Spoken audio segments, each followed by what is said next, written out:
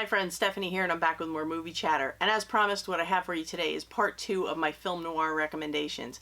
If you haven't seen part 1, I'll link it up here so you can check it out. And before I get into this, I want to answer a few questions. People had asked a few questions. What is film noir? I'm not sure if I would like these. Believe me, I thought the same thing years ago when I started watching these. But the more I watched, the more I fell in love with them. These are fantastic. And what I can tell you for reference is, if you like things like Scarface here behind me, Goodfellas, The Town, The Departed, any type of modern crime or modern gangster film, you are going to love film noir. Because really, these are the building blocks, and these are the beginnings of what would become the modern crime or modern gangster film. They're crime and gangster movies, and they're so good. And the other thing about it is the modern ones tend to be, a lot of times they'll be 2.5 or 3 hours. These are about 90 minutes or less. So you have a very small time investment for what is usually a very big payoff. And the other thing I can tell you with film noir, go into it as blind as possible. I'm not going to give anything away, you know that. But don't do a lot of research. Don't read into it too much. If the premise sounds interesting to you, take a chance, stream it, rent it, or buy it. You will not be disappointed. And like I said, just go into it blind. And if you don't watch any other in these 2 videos combined, watch this one because it's awesome. It's Sunset Boulevard. I've talked about it before, talked about it here. I've talked about it on the live stream with my good friend Cinema Dave because he is a huge fan as well. Basically what we have is we start out and we have a guy face down in a swimming pool, and he begins to narrate the story, telling us how he ended up that way. He crosses paths with a woman named Norma Desmond, who is played brilliantly by Gloria Swanson, and she is an aging Hollywood actress who's kind of been put out to pasture because she's told she's too old for the roles that they're making now. And she lives in this old, rundown, dilapidated mansion that's fallen into disrepair with her butler, Max.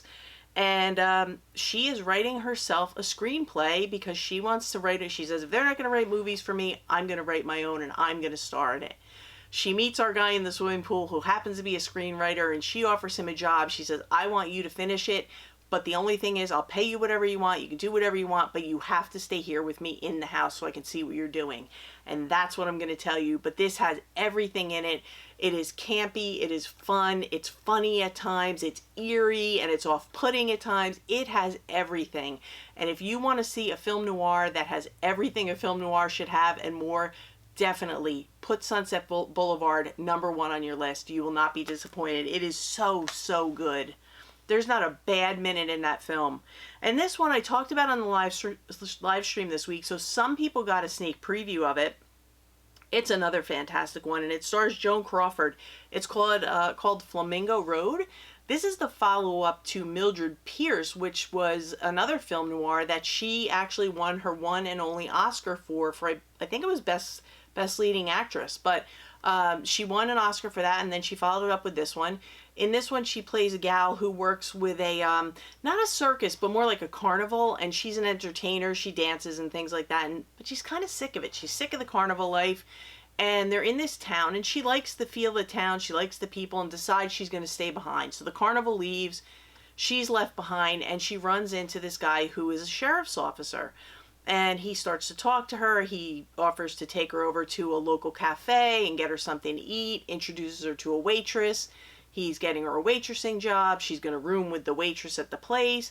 So she's getting a life set up for herself. There's a friendship budding between them and possible romance, which is not atypical for a film noir. There's usually some sort of romantic interest going on. So they're very interested in each other, but the thing is he has a boss. He's an undersheriff, and he has a boss who's the main sheriff. And the sheriff has plans for his career. He believes that this young fella has a great political career ahead of him, and a gal who comes from a carnival does not fit into that equation, so he kind of meddles in their relationship. He meddles a lot, and all I can say about this is it turns very dark, very quick, and it is fantastic. So put Flamingo Road high on your list as well. It's a really good one. And Joan Crawford, she's at the top of her game in that one. These movies took place after she left MGM and she went to Warner, and she just hits it out of the park in all of them. And this one, I already told you about it. It's the original Scarface, produced by Howard Hughes and directed by Howard Hawks. This one, unlike the remake here, This one's only about 90 minutes and it takes place solely in Chicago. So it's a gangster film from Chicago. This is fantastic. So if you want to see where Scarface got its start, definitely put this one on your list because it's really, really good and you will not be disappointed in that one either. This next one stars Robert Mitchum and Jane Greer. It's called Out of the Past. Robert Mitchum is playing a guy, he's running a gas station, basically. He's living a very simple life. He has a gal who he's involved with, and they're very happy just living their life and doing their thing. One day he gets a visitor at his station, and he says, you know, so-and-so wants to see you. You need to come to the house.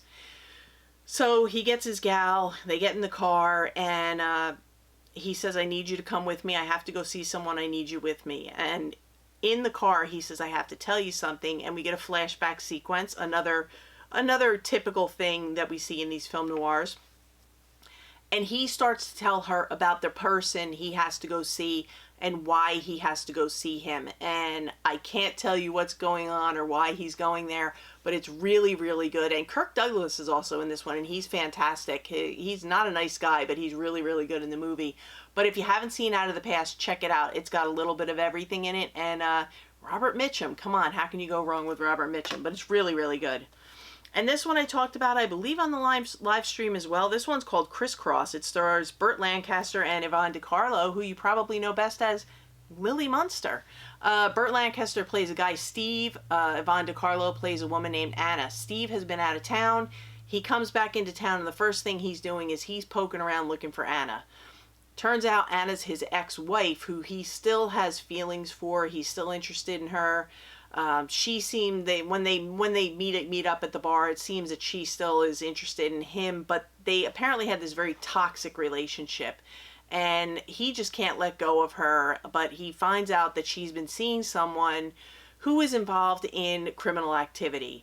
And I don't want to say any more about that, but what ends up happening is Steve and Anna decide that they're going to hatch this plan to pick off an armored car, which is unheard of in this time. And all I'm going to say is it gets very, very interesting, very, very fast. But this is a really good one. Crisscross. If you haven't seen it or heard of it, check it out.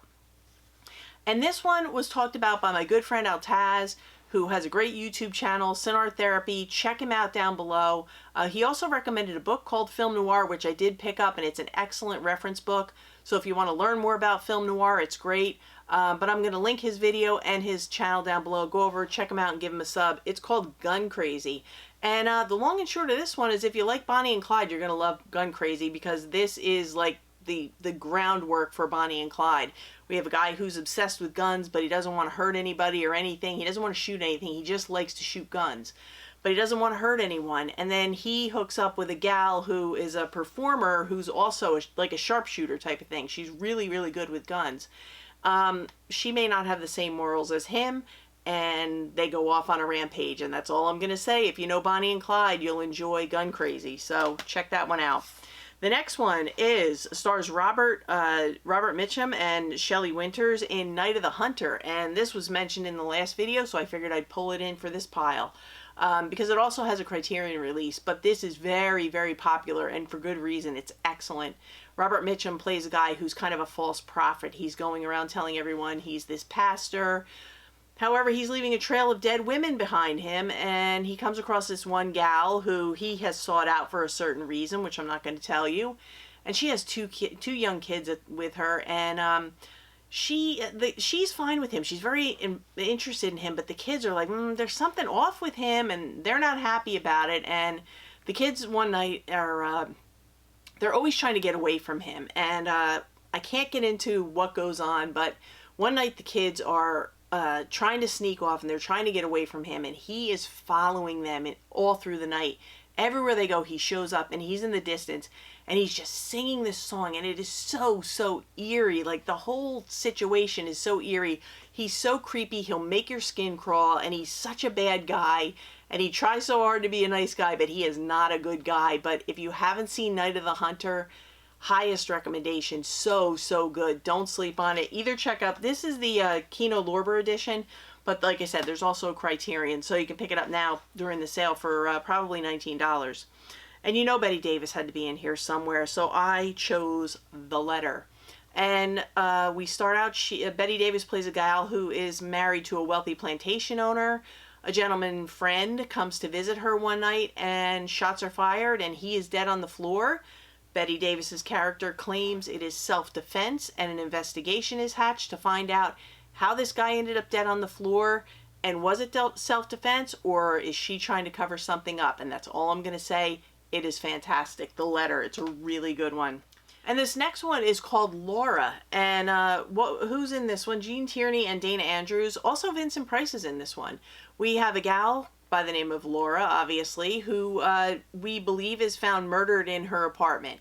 And we have a detective who is checking things out. He's talking to people. He's talking to Vincent Price, her fiance, trying to put all the pieces together. And everybody in here seems suspicious. And I can't really say much about this except that it's excellent, because if I say anything, I'm going to give it away, and there are huge reveals in this, and very surprising things happen. And what I can say is the detective is spending way, way, way too much time in Laura's apartment, and he starts to become interested in this woman who he's investigating her death. So there's a lot of weirdness that goes on in this one, but it is so, so good. And you'll be pretty surprised with this one. So definitely check it out and don't read into it. Just that one, you have to be totally blind going into it. And this last one stars Humphrey Bogart, and it is called The Maltese Falcon. You've probably heard of it before. He plays a private investigator who is visited by a woman claiming to need protection.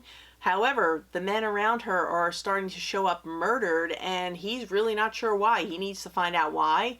And it has something to do with this statue of a falcon.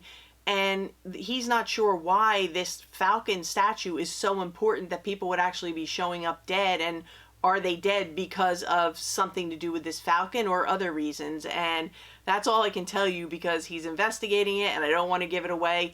Let Humphrey Bogart show you what the deal is with the Maltese Falcon. But this is the last one in this pile.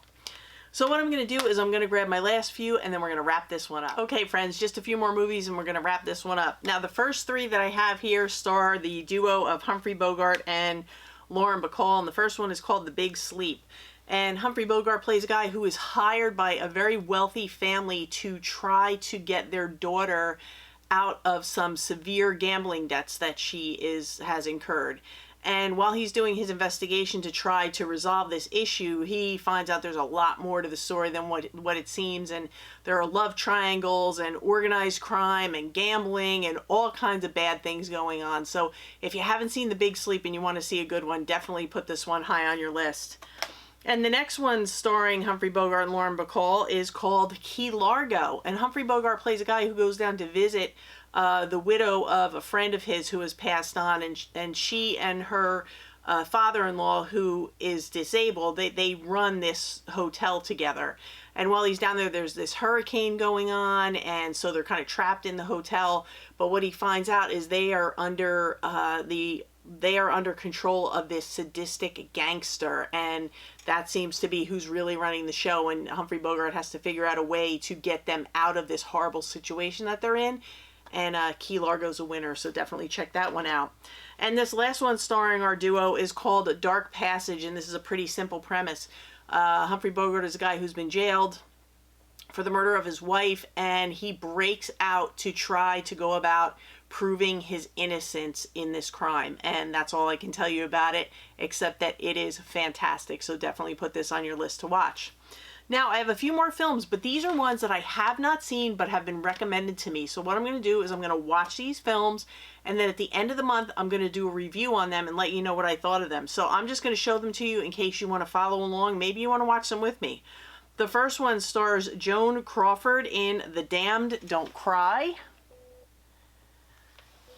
The next one is Betty Davis in Another Man's Poison.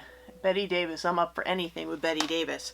This was a recommendation from my good friend Maltese.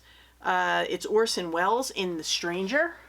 This one sounds really good, so I'm looking forward to this one. This one stars James Cagney. It's Angels with Dirty Faces. I have not seen that one. This one is Orson Welles again, Lady from Shanghai. So this is the Kino Lorber one. Then we have Burt Lancaster and Barbara Stanwyck, who are fantastic together. And this one is called Sorry, Wrong Number. Another recommendation.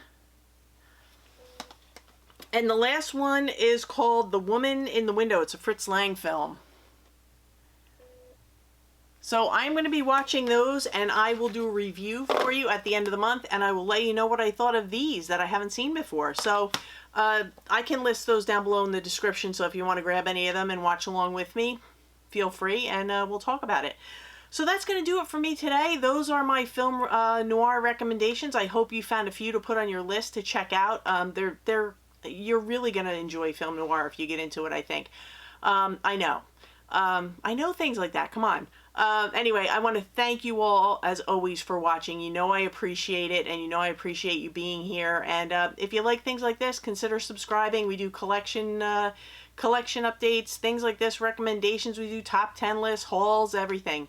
What I have for you, I believe, coming up Thursday, whenever this is going to post Monday or Tuesday. So Thursday, what I have for you are films based on true stories. And then I think on Sunday, I'm going to start showing you my regular Blu-ray collection because that was a request. So that's what I have coming up. I'm posted over on the community tab if you want to check it out. I put it there every week. So that's going to do it for me today. I'm going to go upstairs, have some dinner, and call it a day. So for now, that's a wrap.